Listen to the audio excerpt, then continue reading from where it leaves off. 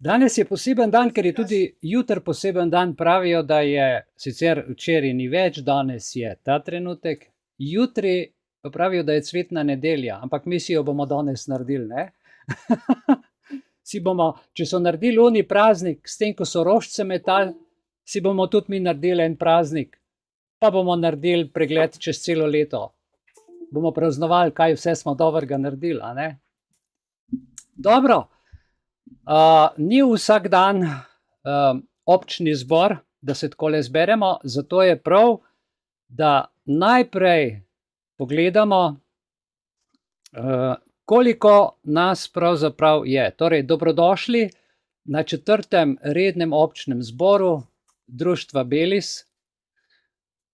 Upam, da se vidimo. Jaz bom zdajle skušal tukaj razdeliti tale zaslon.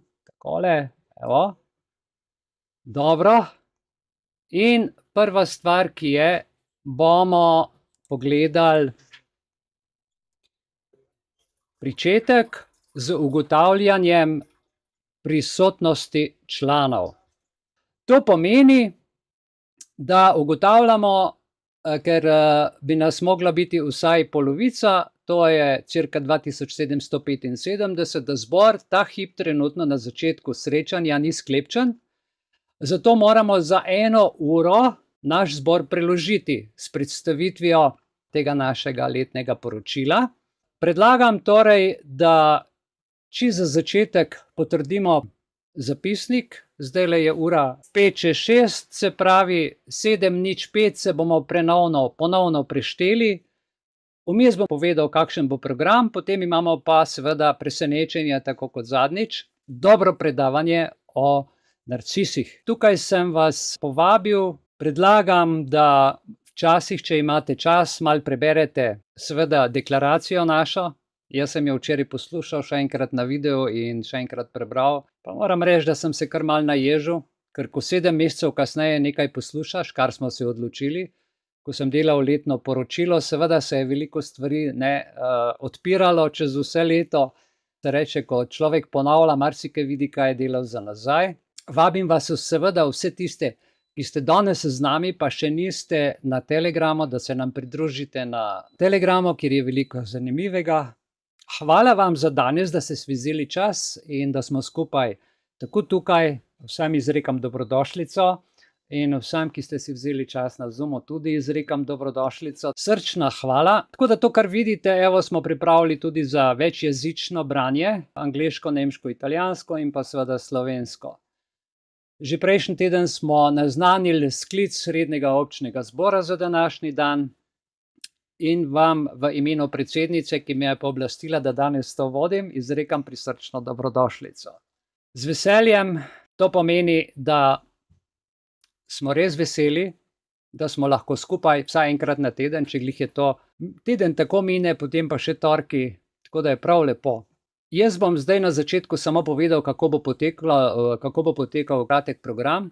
Torej, letno poročilo za leto 2023 bomo obravnavali potem, ko ugotovimo, da smo sklepčni. V nadaljevanju, po pregledu letnega poročila, najprej vprašanja prisotnih članov vezana na letno poročilo 2023, ki ga bomo v društvu podali, zatem bomo to letno poročilo potrdili z glasovanjem za ali proti. Sledijo predlogi za premik ure. A veste, v torek smo se pogovarjali na Zoomu, da bi bilo dobro, da zdaj pa je že čas, ker se dan daljša, da premaknemo uro naših Zoomov iz 6. na 7., ampak o tem predlogu bomo kasneje, pa tudi torke.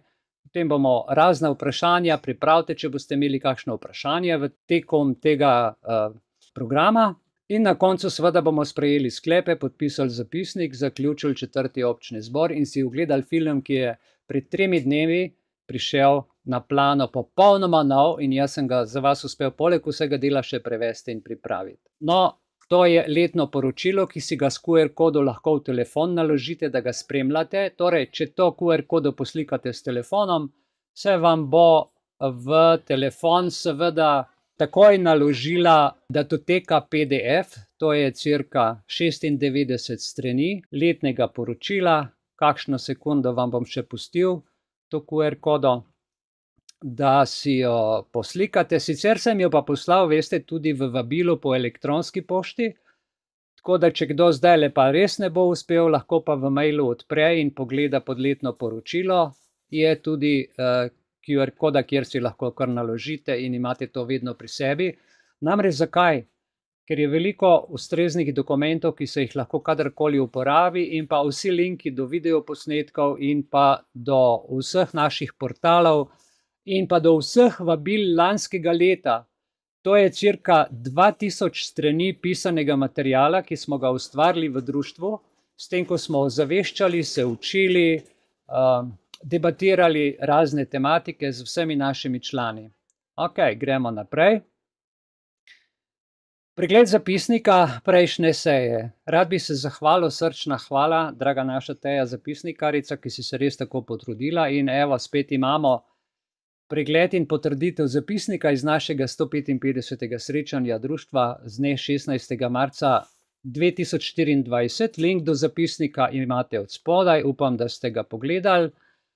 In to je ta zapisnik. Sedaj vas vprašam, dragi moji vsi prisotni, ima kdo kakšno pripombo na zapisnik iz dne 16.3.2024? Ima kdo kakšno pripombo na Zoom? Tudi ne. V redu. Ugotavljam, da je zapisnik sprejet brez pripombe, torej ga bomo dali v naš redni arhiv, za kar se vam srčno zahvaljujem, seveda za vaše zaupanje. Kot rečeno, po predstavitvi programa bo z nami Aleksandra Bohorč, in sicer z tematiko, zelo perečo tematiko, kako prepoznati prikritega narcisa. To predavanje bo kar že malo forenzično, kriminalistično. Pristop do prepoznavanja narcističnih osebnosti je danes prava znanost postala, ker so postali tako sofisticirani. Pogovarjali se bomo v tem njenem smislu interdisciplinarnega okvirja, ki ga je sama izkušala v življenju, ampak o tem vam bo več povedala sama. Vi pa lahko to prenesete v domače okolje, šolsko okolje, znanstveno okolje. Če vam je to premalo, lahko pa seveda kupite tudi pri njej knjigo, ki pa jo imate tudi za naročilo v našem elektronski pošti, za tiste, ki bi želeli vedeti več. No, po njenem predavanju bomo pa seveda naredili ponoven pregled prisotnosti, tako kot nam je Teja povedala, 19.05 naj bi to bilo okvirno. In bomo pregledali, če nas je dovolj. Verjetno bomo morali še pol ure počakati, no, in v tem času bo pa predsednica društva Ivilijana Belis povedala nekaj o knjigi življenja. Kaj je knjiga življenja, kje se nahaja, kje jo najdemo in kaj nam zapoveduje. Tako da Razodetje, ki je 2000 let stara vsebina, namenjena verujočim, ki so gotovi v svojem odrešenju. In svarilo iz Razodetja je zelo zanimivo v 22. poglavju, 19. vrstica, pravi pa, da je namenjeno neverujočim. Namesto da bi se v srcu spremenili in se obrnili k Bogu, poskušajo Božjo besedo prilagoditi sebi. Mi vse skušamo sebi prilagoditi, a ne? Danes se bomo vprašali preko nje, bodo taki jedli od drevesa življenja in bili zapisani v knjigo življenja? No, o tem bo danes govorila in vam več povedala Ivilijana Belis. Po njenem podajanju, mislim, da bo minil tudi 30 minut, če ne bomo še počakali kakšnih 5 minut in se bomo ponovno prešteli, če nas je dovolj. In ko nas bo dovolj, po statutu, po 23. členu statuta društva Belis, me je pa upravni odbor pooblastil, da predstavim letno poročilo za leto 2023.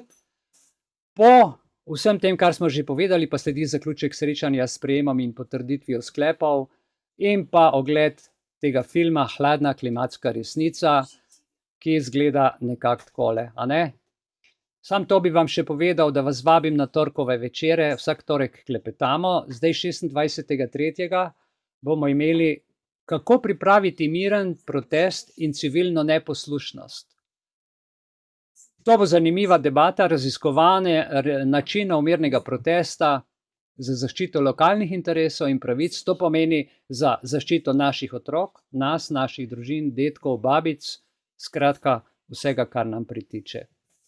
tukaj imate QR-kodo povežete v naš Telegram, lahko si naredite print screen in kasneje z mobitelom poklikate, pa boste v Telegram skupini. In to je to.